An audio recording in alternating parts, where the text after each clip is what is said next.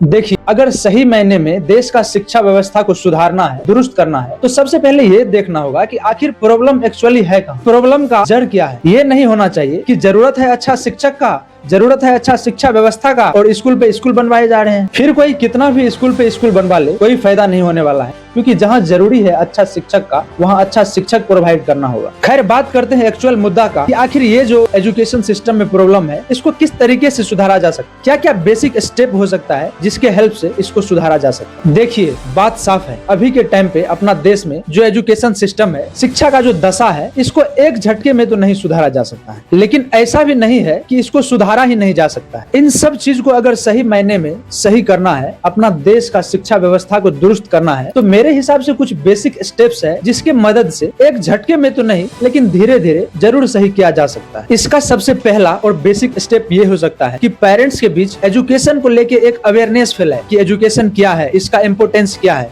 क्योंकि हमने पहले ही बोला वीडियो में, एक बहुत बड़ा ऐसा वर्ग है जो शिक्षा से बहुत दूर है। दूसरा स्टेप ये हो सकता है कि स्कूल का जो लचर स्थिति है अपना देश में, अपना राज्य में, उस पे ध्यान दिया जाए, उसको सही तरीका से कंस्ट्रक्ट करवाया जाए, क्योंकि पढ़ाई लिखाई करने के लिए सबसे पहले एक माहौल का होना जरूरी है, वैसा एनवायरनमेंट भी होना बहुत जरूरी है। तीसरा स्टेप ये होना चाहिए कि जो भी टीचर बहाल हो रहे हैं, उसका एक प्रॉपर ट्रेनिंग होना चाहिए, चाहे उसको जितना स्टेज में एग्जाम लेना हो, उसका इंटरव्यू हो, जो भी हो, बट उसका एक प्रॉपर ट्रेनिंग होना चाहिए कि किस तरह से वो बच्चे को गाइड करे, पढ़ाई लिखाई के साथ साथ बच्चे को किस तरह से एक्स्ट्रा एक्टिविटीज में भी इन्वॉल्व करे, ये चीज पे फोकस होना चाहिए। चौथा स्टेप ये होना चाहिए कि पॉलिटिशियन को भी शिक्षा से बहुत दूर नहीं रखना चाहिए। ऐसा बिल्कुल नहीं होना चाहिए कि कोई ऐसा आदमी को एजुकेशन मिनिस्टर बना दिया जाए जिसको एजुकेशन तक का स्पेलिंग नहीं आता। पांचवा स्टेप और सबसे अहम स्टेप ये होना चाहिए कि पेरेंट्स सिर्फ ये ना अपने बच्चे से पूछे कि तुम्हें कितना मार्क्स आया, ये भी पूछे तुमने कितना सीखा, जो भी तुम सीखा उसको रियल लाइफ में कितना एग्जीक्यूट कर पा रहे हो, उसको रियल लाइफ में कहाँ कहाँ यूज कर रहे हो।